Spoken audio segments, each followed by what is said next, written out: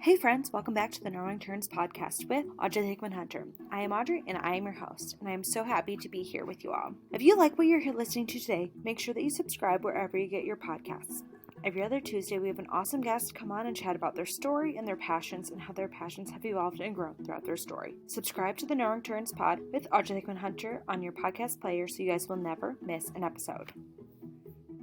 Hey friends, happy Tuesday. How are you all doing? I wanted to share with you all a little bit about our book club. We're doing part 2 of Anti-Racist Ally, an Introduction to Activism in Action by Sophie Williams. If you all are interested in joining the conversation, our next book club meeting is on Tuesday, April 20th at 7:30 p.m. Chicago time. Our book club focuses on being a small group setting for listening, discussion, and action work with a main focus on racial injustice. And I would love for you to consider. If you're interested, DM us on our social medias at No Wrong Turns Pod or email us at nowrongturnspod@gmail.com.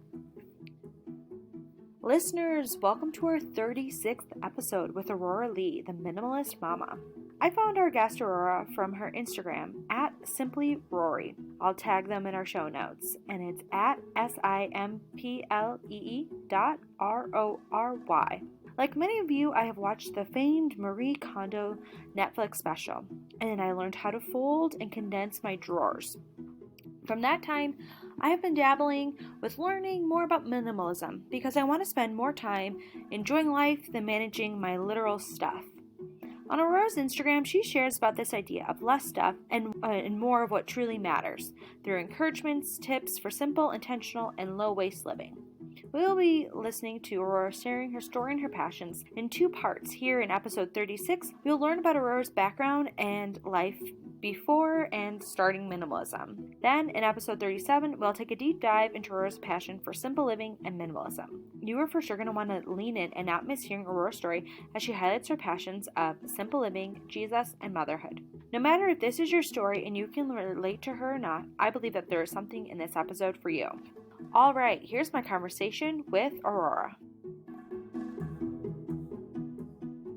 Welcome back to the No Wrong Turns pod. Today on the podcast, we have Aurora. Hey, how are you doing? I am good. How are you? Excited to be here. Great. Awesome.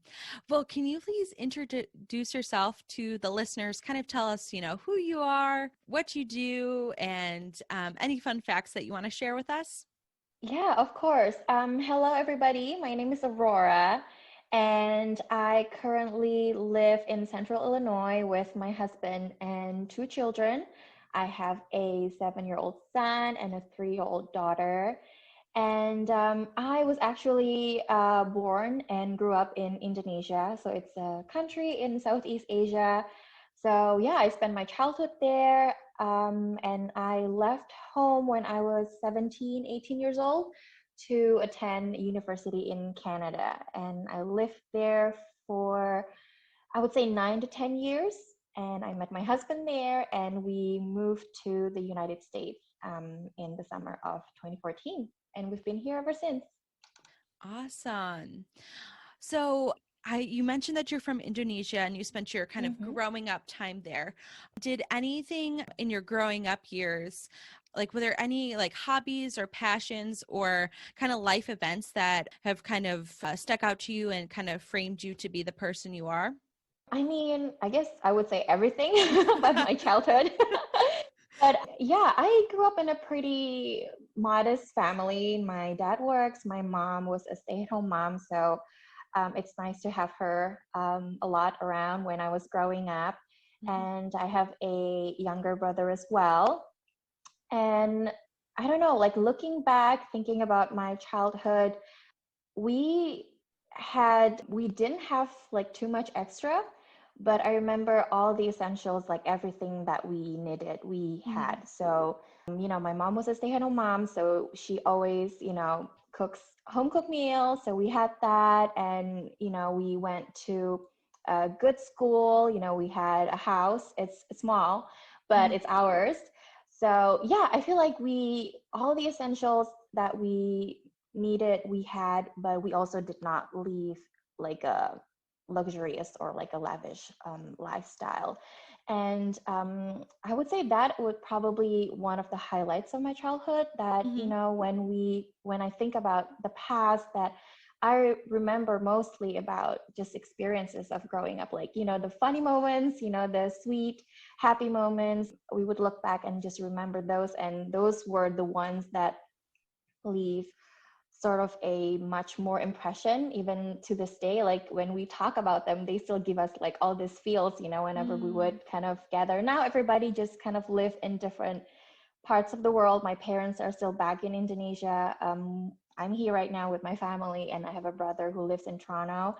But yeah, whenever we would meet and gather, we would talk about the past, and these are stories and the experiences that we had growing up were the ones that just kind of stood out and just leave such a impression to us even to this day. So yeah. That's great. So I want to ask you, so you said you left home at 17 to go to college in Canada. So I'm just kind of curious how you made the jump from Indonesia all the way across the world to Canada. Yeah, it was definitely quite a big jump because it's literally the other side of the world. But yeah, my parents just always had this dream to send me and my brother abroad for university and college. And it was definitely, looking back, it was definitely one of the miracles that we experienced as a family to be able to have that opportunity. And yeah, my parents looked out different places, different countries, and they believed that Canada would be the best place for me and my brother too. He came 4 years later after I went. And yeah, it definitely was an experience. That was the first time I was by myself, had to rely on myself. Definitely studying abroad was an experience of just growing up and self-discovery, learning to lean on God for sure every step of the way. And yeah, but it also opened up a lot of opportunities, meeting people from different parts of the world, just different way of thinking, different mindset, different perspectives, different cultures. So yeah, I'm just forever grateful for that opportunity and that gift that my parents were able to give me and my brother. And yeah, that was amazing. Awesome. So I'm also kind of curious what you majored in college. Ooh, I did psychology. Psychology. Okay. Yeah. So then after you finished college, I'm guessing was it 4 years? It was a 4-year program. Yeah.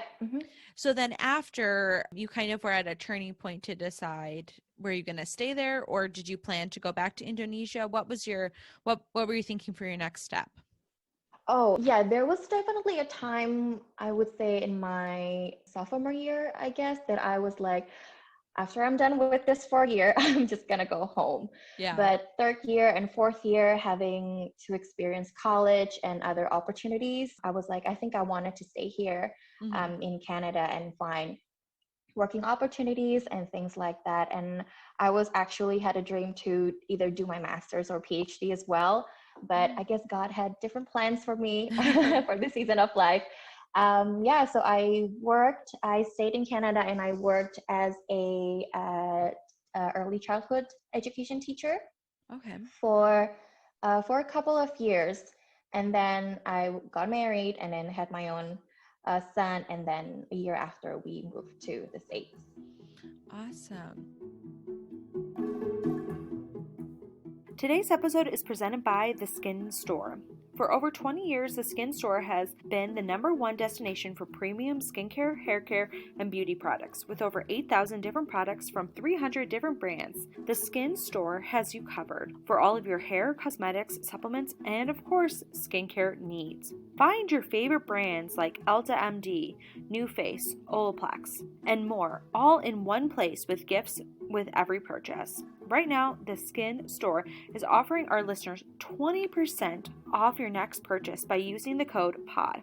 That's code POD for 20% off your next purchase at skinstore.com/POD.list. SkinStore, have the confidence to tackle the day ahead. Exclusions apply. So after, I know that one of your big passions is simple living and minimalism. So I'm kind of curious, when did that start for you? Have we hit it in your journey yet? Or was that more after you moved to the States?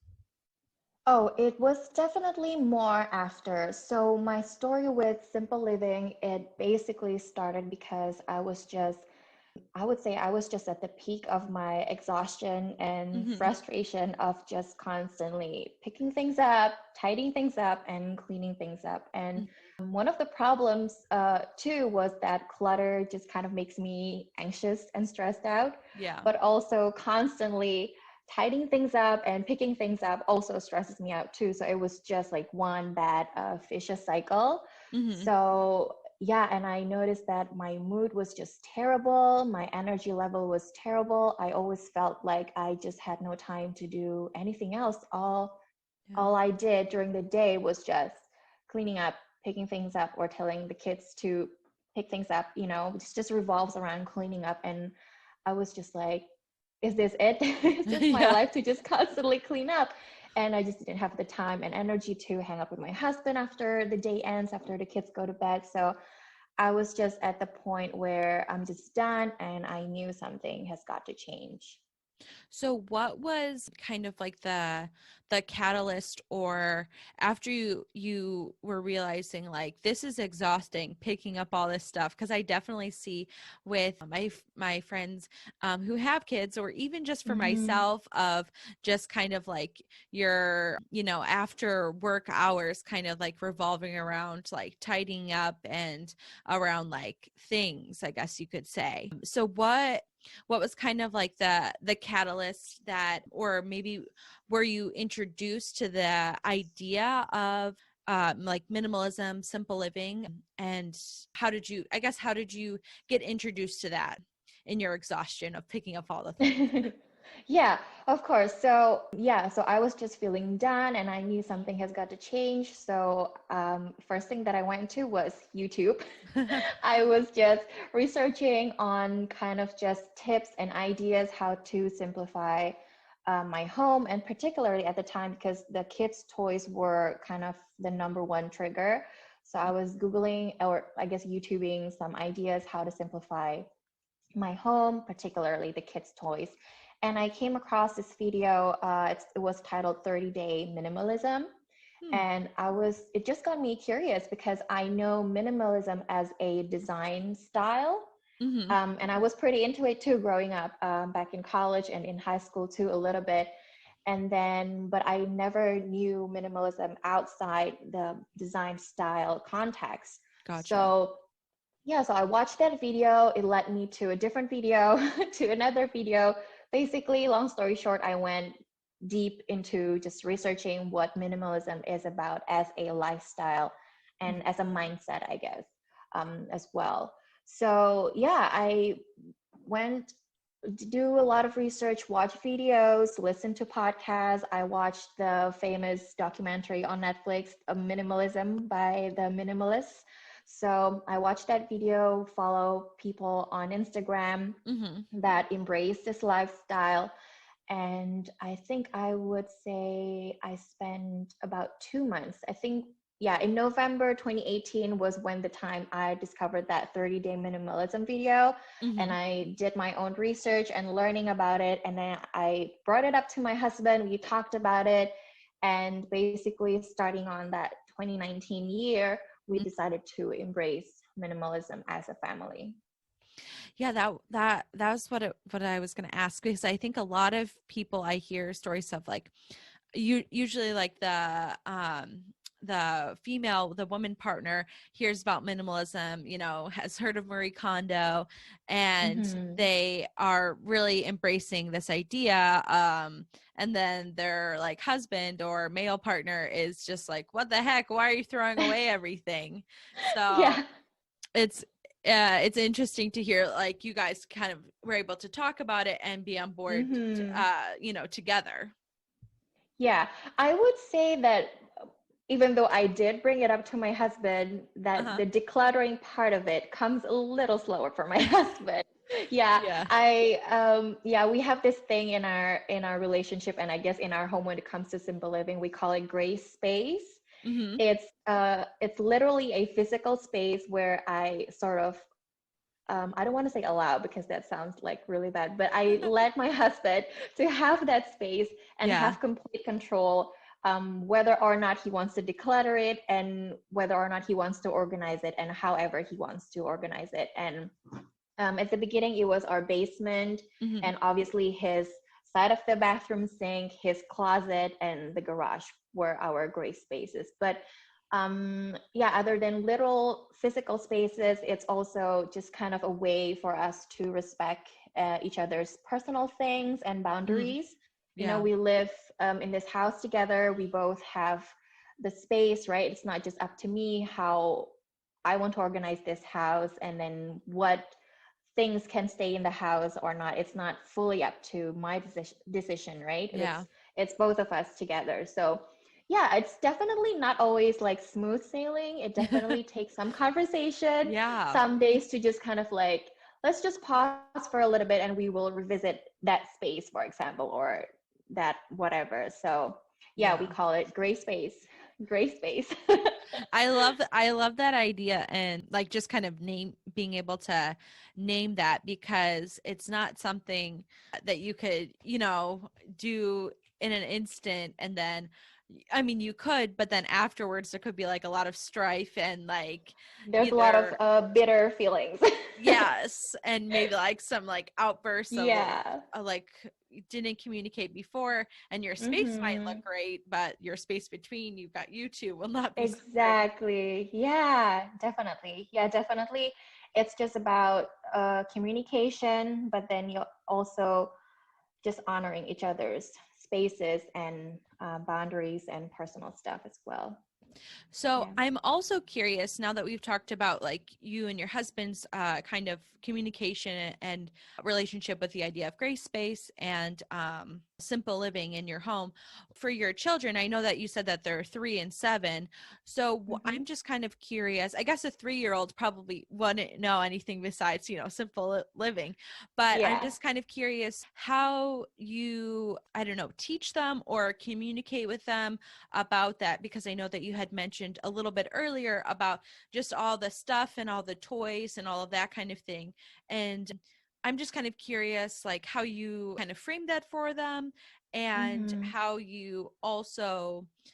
So definitely the kids need to be involved as well because they also live in this house.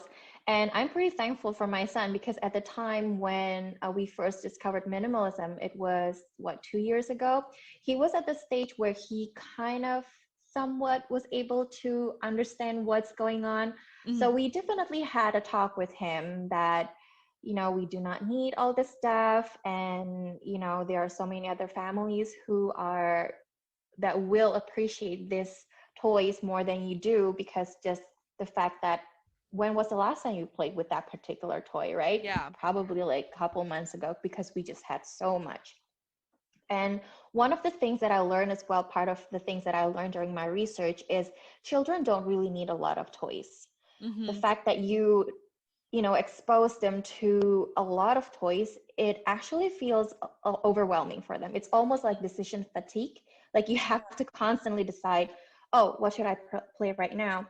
And in turn, because they just feel overwhelmed, then the quality of their play was just bad. So they play with one thing for a few minutes and then they're done. And then they just leave it, right? And then they move on to the next thing, play for a couple minutes, and then they're done. So based on all the things that I've read about just toys and then children, the less toys actually is better for them. It's less overwhelming.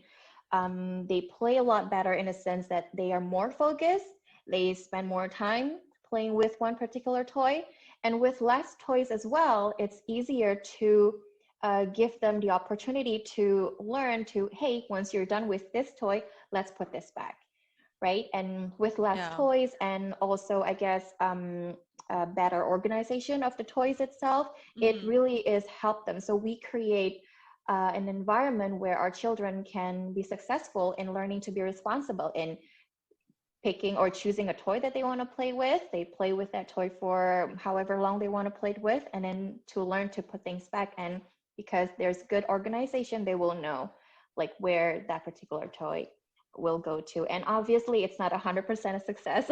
They're still children. They still need to be like, come on guys, it's cleanup time. We're going to start dinner in 10 minutes. It's cleanup time. So so definitely had the talk with them. And hey listeners, some of you may have heard a big part of my story and how I started this podcast. During my day job, I listen to podcasts all day long.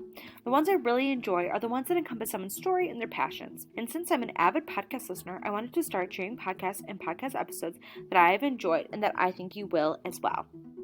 This week, I want to share with you all a podcast called the Faith and Mental Wellness Podcast with Brittney Moses. This podcast focuses on integrating faith and the mental health through real conversations at the intersection of both clinical and lived experience, which is hosted by Brittney Moses. Specifically, I wanted to highlight their March 4th episode with guests Kristina from the DTRBlog and Anthony Pierri. If you are not following Kristina from the DTRBlog, pause this podcast right now and do so. Follow her at the DTRBlog on Instagram.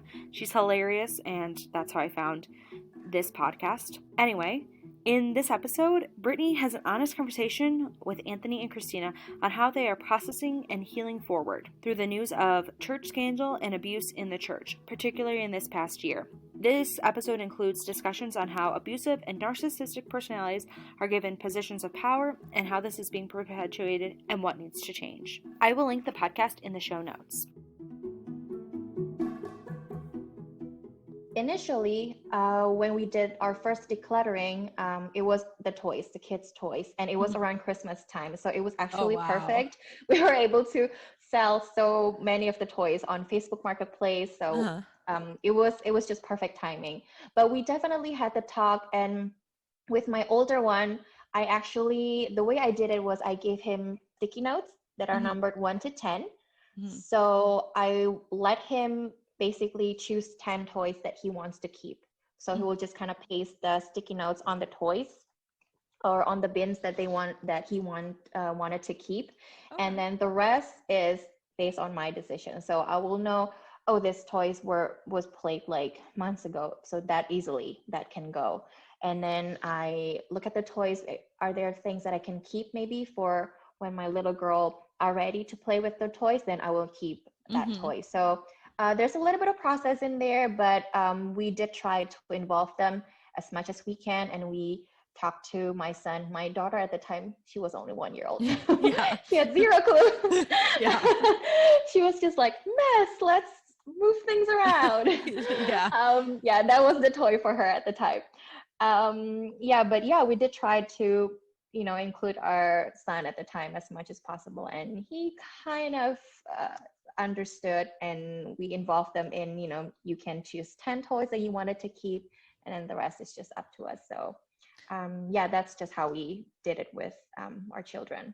I really like that idea of giving him like the 10 sticky notes to kind of like make it his decision, his choice, like responsibility for that. I think is really an awesome kind of lesson, and just giving him that ownership into that, like, what are the things you want to play with? And then of course you as a mom, you can see the things, like he hasn't played with this forever, so it's gotta go.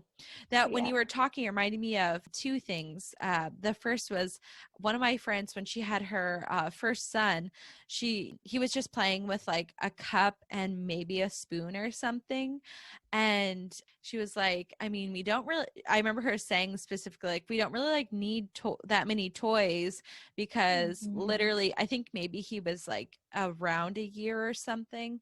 She's like, yeah, he's just playing with this and he's just as happy as if he had like all of those other things.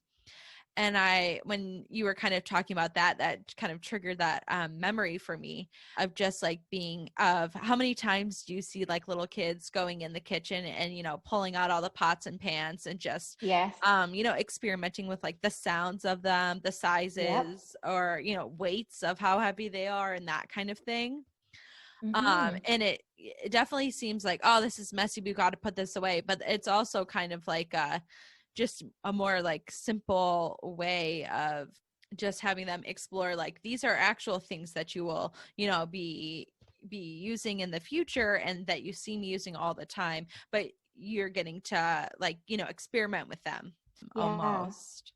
And then also, to the second thing I was thinking about was, I'm not sure because I haven't done a lot of personal research, but I think I could be wrong, but I think that, I don't know if there's Montessori schools, and I Mm-hmm. think that part of their like philosophy is kind of just to have like maybe 5 to 10 toy options out for children to play with, and then the rest of the toys being like put away, and maybe every week or whatever rotating basis they have to switch the toys out, so the kids have like those 5 to 10 choices, but it's also being changed up. So it's also like, when you were talking about like the development, I remember Mm-hmm. learning and hearing about that a while back, but I don't know if I have all my facts right, but it sounds like it's about right.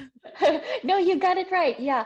I love Montessori approach. And actually, when my son was little, we were able to send him to a Montessori school. Oh, cool. Yeah. And then when he was a toddler, they had a parent and toddler program. So I was there with him and was able to had a lot of conversation with the teacher. And then she's just sharing a lot of good Montessori things that we can do at home Mm-hmm. with our son at the time, because yeah, my son he was really thriving in that Montessori environment. So the teacher was just so excited, and she was like, oh, you can do this too at home, to kind of just encourage certain skill, to continue to develop at home Mm-hmm. without having to come to the school and then do that parent toddler program. So I just got really interested in it. I first learned about Montessori back in college because I did psychology. And Right. I noticed the students who were like the top students, the ones who always kind of engage in conversation, ask amazing questions, were the ones who had some kind of Montessori education growing up. So yeah, that was like, I need to look into this Montessori thing as well when I have my own.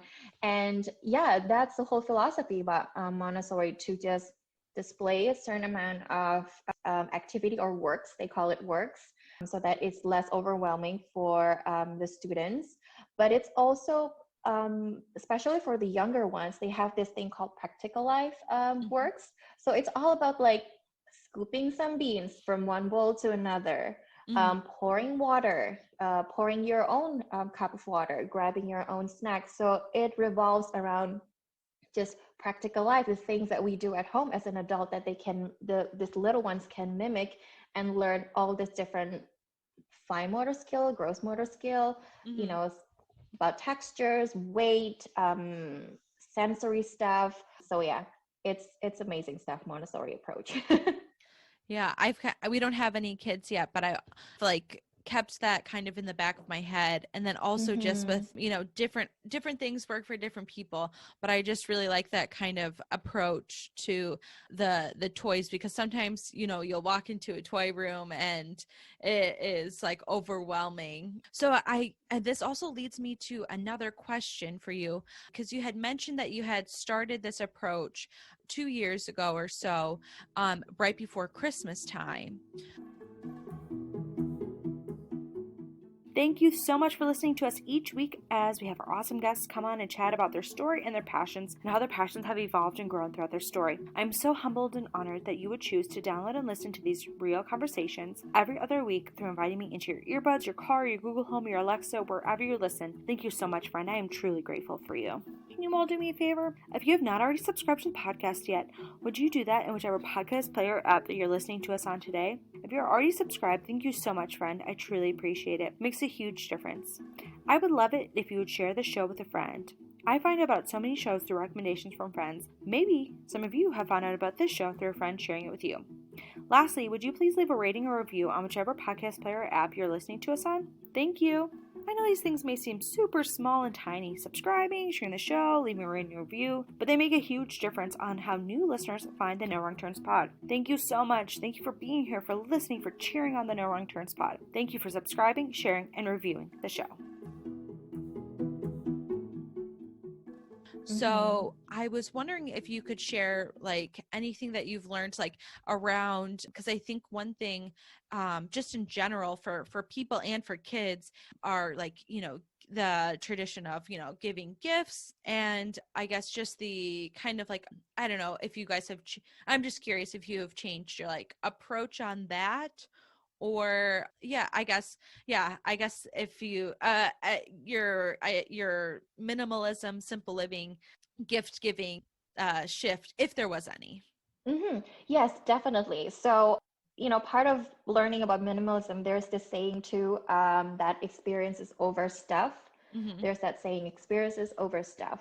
And that also that saying just really stood out to me because, again, when I look back to my own childhood, most things that I remember about my childhood is like all the experiences that we had, right? The good moments, the not so great moments, the 8-10 hour drive to visit my grandparents, you know, and it's all about these things. And I remembering that and this saying experiences over stuff, that is so true.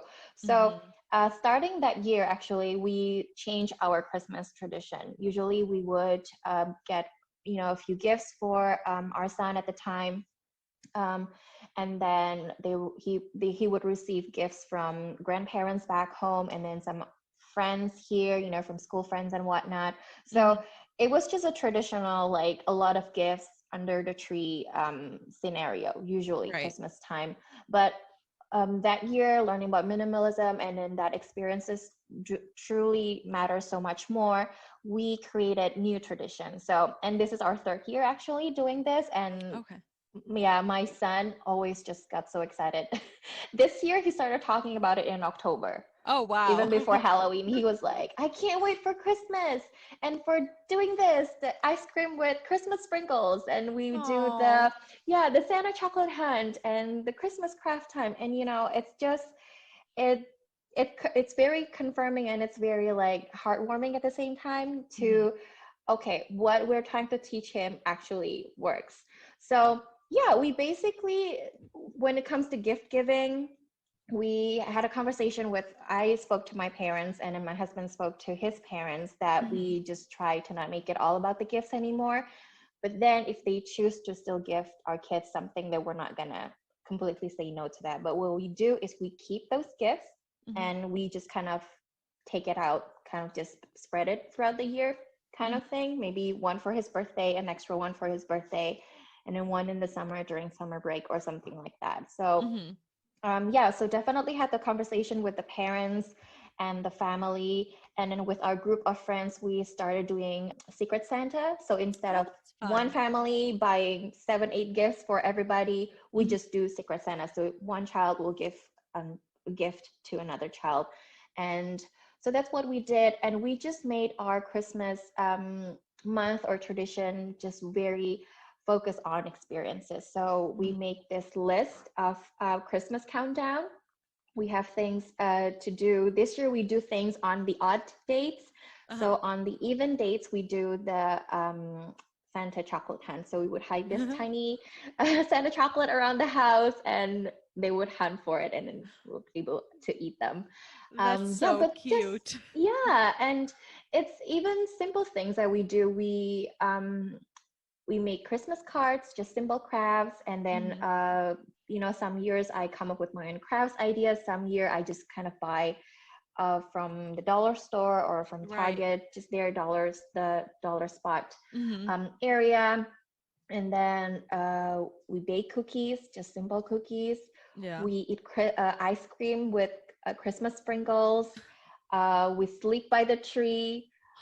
We write birthday cards to Jesus, you know, so it's just this little things every other day. We take, and now with COVID, we do drive-through holiday light show just last night.